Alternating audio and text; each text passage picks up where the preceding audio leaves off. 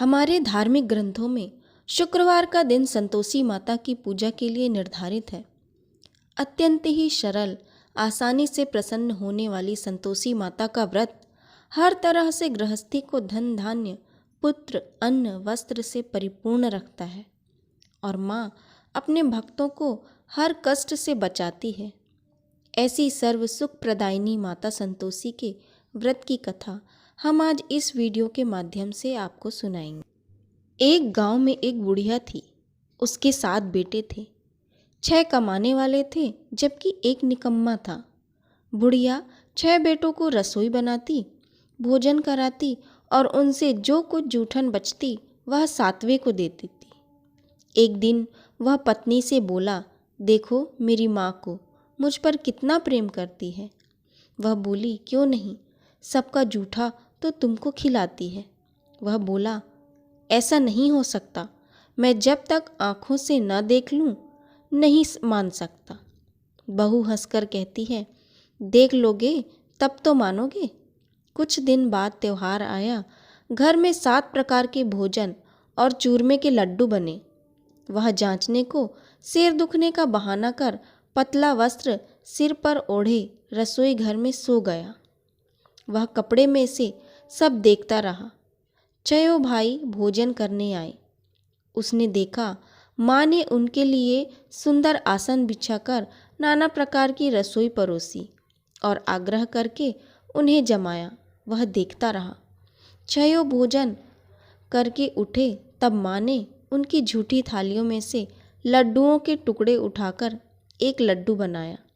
जूठन साफ कर बुढ़िया माँ ने उसे पुकारा, बेटा 6 भाई भोजन कर गए, अब तू ही बाकी है, उठ, तू कब खाएगा।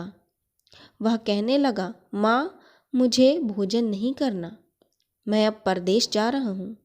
माँ ने कहा, कल जाता हो तो आज चला जा। वह बोला, हाँ आज ही जा रहा हूँ। ये कहकर वह घर से निकल गया। 7वें बेटे को परदेश जाना था। चलते समय पत्नी की याद आ गई। वह गौशाला में कंडे थाप रही थी। वहां जाकर बोला, हम जावे परदेश, आवेंगे कुछ काल, तुम रहियो संतोष से, धर्म अपनो पाल। वह बोली, जाओ पिया आनंद से, हमारो सोच हटाए, राम भरोसे हम रहे, ईश्वर तुम्हें सहाय। 2 निशानी आपन देख धरूं मैं धीर, सुनमति हमारी बिसारियो, रखियो मन गंभीर। वह बोला, मेरे पास तो कुछ नहीं, ये अंगूठी है, सो ले और अपनी कुछ निशानी मुझे दे। वो बोली, मेरे पास क्या है, ये गोबर भरा हाथ। और कह रही थी उसकी पीठ पर गोबर के हाथ भी थाप मार दी। वह चले गया। चलते चलते कुछ दूर देश पहुंचा। वहां एक साहूकार की दुकान थी। वहां जाकर कहने लगा, भाई मुझे नौकरी पर रख लो। साहूकार को जरूरत थी। बोला, रह जा। लड़के ने पूछा, तनख्वाह क्या दोगे। साहूकार ने कहा, काम देखकर दाम मिलेंगे। साहूकार की नौकरी मिली। वह सुबह 7 बजे से 10 बजे तक नौकरी बजाने लगा। कुछ दिनों में दुकान का सारा लेन देन, हिसाब किताब, ग्राहकों को माल बेचना, सारा काम करने लगा। साहूकार के 7-8 नौकर थे। वे सब चक्कर खाने लगे। ये तो बहुत होशियार बन गया। सेठ ने भी काम देखा और 3 महीने में ही उसे आधे मुनाफे का हिस्सेदार बना लिया। वह कुछ वर्ष में ही नामी सेठ बन गया और मालिक सारा कारोबार उस पर छोड़कर चला गया। इधर उसकी पत्नी को सास ससुर दुख देने लगे। सारी गृहस्थी का काम करा के उसे लकड़ी लेने जंगल में भेजते। इस बीच घर के आटे से जो भूसी निकलती उसकी रोटी बनाकर रख दी जाती और फूटे नारियल की नारेली में पानी। एक दिन वह लकड़ी लेने जा रही थी। रास्ते में बहुत सी स्त्रियां संतोषी माता का व्रत करती दिखाई दी। वह वहां खड़ी होकर कथा सुनने लगी और पूछा, बहनों तुम किस देवता का व्रत करती हो और उसके करने से क्या फल मिलता है। यदि तुम इस व्रत का विधान मुझे समझाकर कहोगे तो मैं तुम्हारा बड़ा एहसान मानूंगी। तब उनमें से एक स्त्री बोली, सुनो, ये संतोषी माता का व्रत है। इसके करने से निर्धनता दरिद्रता का नाश होता है और जो कुछ मन में कामना हो वह सब संतोषी माता की कृपा से पूरी होती है। तब उसने उससे व्रत की विधि पूछी। वह भक्तिन स्त्री बोली, 1.25 आने का गुड़ चना लेना, इच्छा हो तो 5.25 आने का लेना या 1.25 रुपये का भी सहूलियत के अनुसार लाना। बिना परेशानी और श्रद्धा व प्रेम से जितना भी बन पड़े सवाया लेना। प्रत्येक शुक्रवार को निराहार रहकर कथा सुनना। इसके बीच क्रम नहीं टूटने चाहिए। लगातार नियम पालन करना। सुनने वाला कोई न मिले तो घी का दीपक जला उसके आगे या जल के पात्र को सामने रखकर कथा कहना। जब कार्य सिद्ध न हो नियम का पालन करना और कार्य सिद्ध हो जाने पर व्रत का उद्यापन करना। 3 मास में माता फल पूरा करती है। यदि किसी के ग्रह खोटे भी हों तो भी माता वर्ष भर में कार्य सिद्ध करती है। फल सिद्ध होने पर उद्यापन करना चाहिए, बीच में नहीं। उद्यापन में 2.5 सेर आटे का खाजा तथा इसी परिणाम से खीर तथा चने का साग करना चाहिए। 8 लड़कों को भोजन कराना, जहाँ तक मिले देवर जेठ भाई बंधु के हों, ना मिले तो रिश्तेदार और पास पड़ोसियों को बुलाना। उन्हें भोजन करा, यथाशक्ति दक्षिणा दे, माता का नियम पूरा करना। उस दिन घर में खटाई न खाना। ये सुन बुढ़िया के लड़के की बहू चली गई। रास्ते में लकड़ी के बोझ को बेच दिया और उन पैसों से गुड़ चना ले माता के व्रत की तैयारी कर आगे चली और सामने मंदिर देखकर पूछने लगी, ये मंदिर किसका है? सब कहने लगे, संतोषी माता का मंदिर है। ये सुनकर माता के मंदिर में जाकर चरणों में लौटने लगी। दीन हो विनती करने लगी, माँ मैं निपट अज्ञानी हूँ, व्रत के कुछ भी नियम नहीं जानती, मैं दुखी हूँ। हे माता जगत जननी, मेरा दुख दूर कर, मैं तेरी शरण में हूँ। माता को दया आई। एक शुक्रवार बीता कि दूसरे को उसके पति का पत्र आया और तीसरे शुक्रवार को उसका भेजा हुआ पैसा आया। यह देख जेठ जेठानी मुंह सिकोड़ने लगे। लड़के ताने देने लगे। काकी के पास पत्र आने लगे, रुपया आने लगा। अब तो काकी की खातिर बढ़ेगी। बेचारी सरलता से कहती, भैया कागज आवे रुपया आवे हम सब के लिए अच्छा है। ऐसा कह आंखों में आंसू भरकर संतोषी माता के मंदिर में आ मातेश्वरी के चरणों में गिरकर रोने लगी। माँ मैंने तुमसे पैसा कब मांगा है? मुझे पैसा से क्या काम है? मुझे तो अपने सुहाग से काम है। मैं तो अपने स्वामी के दर्शन मांगती हूँ। तब माता ने प्रसन्न होकर कहा, जा बेटी तेरा स्वामी आएगा। ये सुनकर खुशी से बावली होकर घर में जाकर काम करने लगी। अब संतोषी माँ विचार करने लगी, इस भोली पुत्री को मैंने कह तो दिया कि तेरा पति आएगा, लेकिन कैसे? वो तो इसे स्वप्न में भी याद नहीं करता। उसे याद दिलाने को मुझे ही जाना पड़ेगा। इस तरह माताजी उस बुढ़िया के बेटे के पास जा स्वप्न में प्रकट हो गई। साहूकार के बेटे सो रहे थे। वह कहने लगा, माता सोता भी नहीं जागता भी नहीं हूँ, कहो क्या आज्ञा है? माँ कहने लगी, तेरे घर बार कुछ है कि नहीं? वह बोला, मेरे पास सब कुछ है माँ। माँ बाप है, बहू है, क्या कमी है? माँ बोली, भोले पुत्र तेरी बहू घोर कष्ट उठा रही है। तेरे माँ बाप उसे परेशानी दे रहे हैं। वह तेरे लिए तरस रही है, तू उसकी सुध ले। वह बोला, हाँ माता यह तो मालूम है, परंतु जाऊं तो कैसे? परदेश की बात है, लेन देन का कोई हिसाब नहीं, कोई जाने का रास्ता नहीं, कैसे चला जाऊं? माँ कहने लगी, मेरी बात मान, सवेरे नहा धोकर संतोषी माता का नाम ले, घी का दीपक जला, दंडवत कर दुकान पर बैठ जा। देखते देखते सारा लेन देन चुक जाएगा, जमा का माल बिक जाएगा, सांझ होते होते धन का भारी ढेर लग जाएगा। अब बूढ़े की बात मानकर वह नहा धोकर संतोषी माता को दंडवत घी का दीपक जलाकर दुकान पर बैठ गया।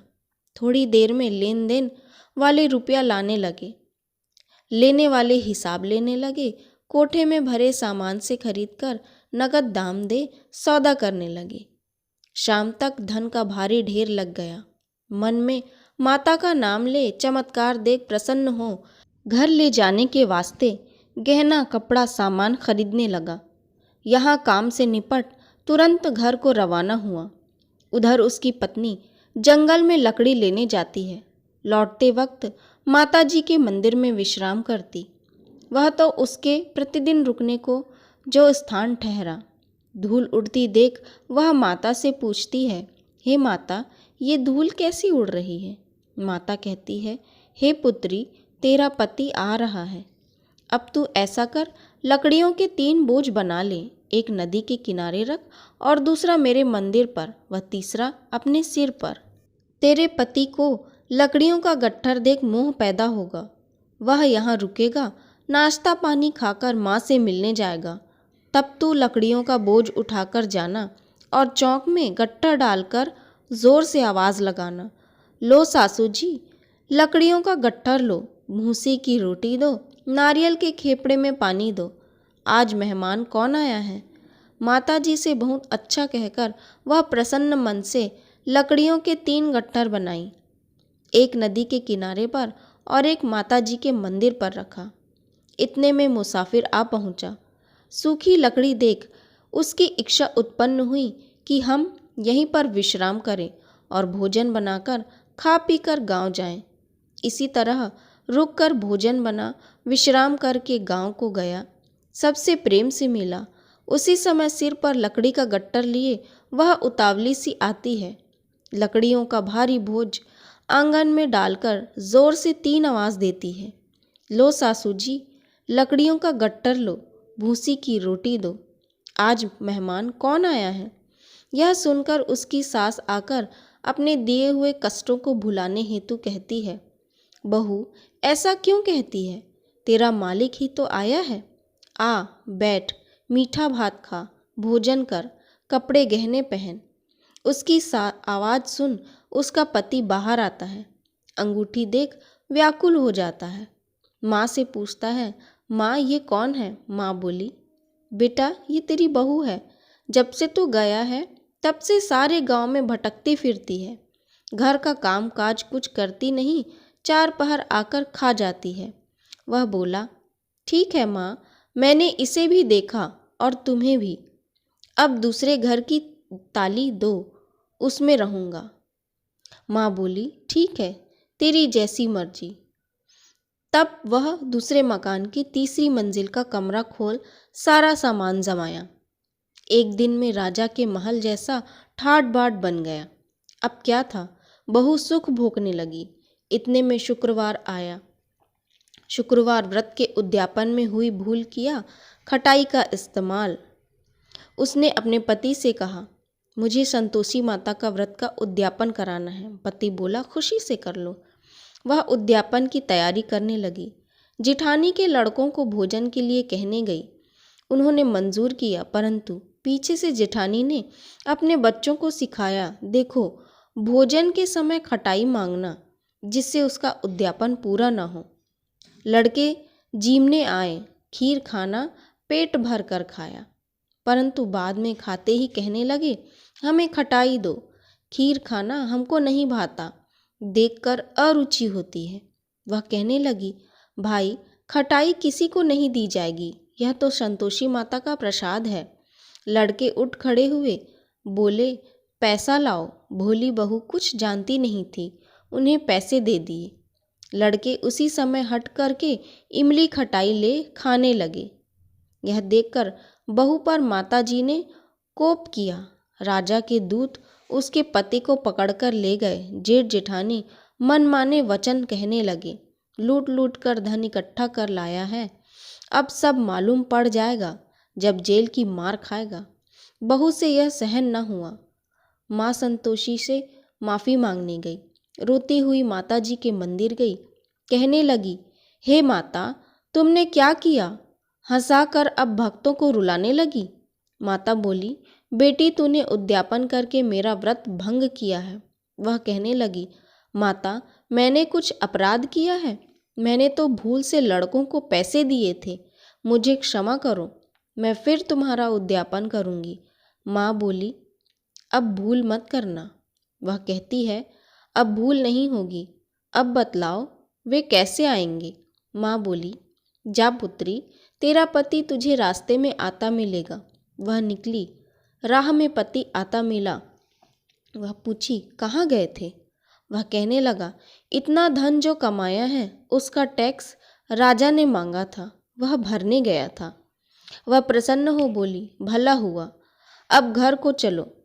कुछ दिन बाद फिर शुक्रवार आया। वह बोली, मुझे फिर माता का उद्यापन करना है। पति ने कहा, करो। फिर जेठ के लड़कों को भोजन को कहने गई। जेठानी ने एक दो बातें सुनाई और सब लड़कों को सिखाने लगी, तुम सब लोग पहले ही खटाई मांगना। लड़के भोजन से पहले कहने लगे, हमें खीर नहीं खानी, हमारा जी बिगड़ता है, कुछ खटाई खाने को दो। वह बोली, खटाई किसी को नहीं मिलेगी, आना हो तो आओ। वह ब्राह्मण के लड़के लाकर भोजन कराने लगी। यथाशक्ति दक्षिणा की जगह एक एक फल उन्हें दिया। संतोषी माता प्रसन्न हुई। माता की कृपा होते ही 9वें मास में उसके चंद्रमा के समान सुंदर पुत्र प्राप्त हुए। पुत्र को पाकर प्रतिदिन माता जी के मंदिर को जाने लगी। माँ ने सोचा, ये रोज आती है, आज क्यों न इसके घर चलूं। यह विचार कर माता ने भयानक रूप बनाया। गुड़ चने से सना मुख, ऊपर सूंड के समान होंठ, उस पर मक्खियाँ भिन भिन कर रही थीं। देहली पर पैर रखते ही उसकी सास चिल्लाई, देखो रे, कोई चुड़ैल डाकिन चली आ रही है, लड़कों इसे भगाओ, नहीं तो किसी को खा जाएगी। लड़के भगाने लगे, चिल्लाकर खिड़की बंद करने लगे। बहू रोशनदान में से देख रही थी। प्रसन्नता से पगली बन चिल्लाने लगी, आज मेरी माताजी मेरे घर आई हैं। वह बच्चे को दूध पीने से हटाती है। इतने में सास का क्रोध फट पड़ा। वह बोली, क्या उतावली हुई है, बच्चे को पटक दिया। इतने में माँ के प्रताप से लड़के ही लड़के नजर आने लगे। वह बोली, माँ, मैं जिसका व्रत करती हूँ यह संतोषी माता है। सब ने माता जी के चरण पकड़ लिए और विनती कर कहने लगे, हे माता, हम मूर्ख हैं, अज्ञानी हैं, तुम्हारे व्रत की विधि हम नहीं जानते।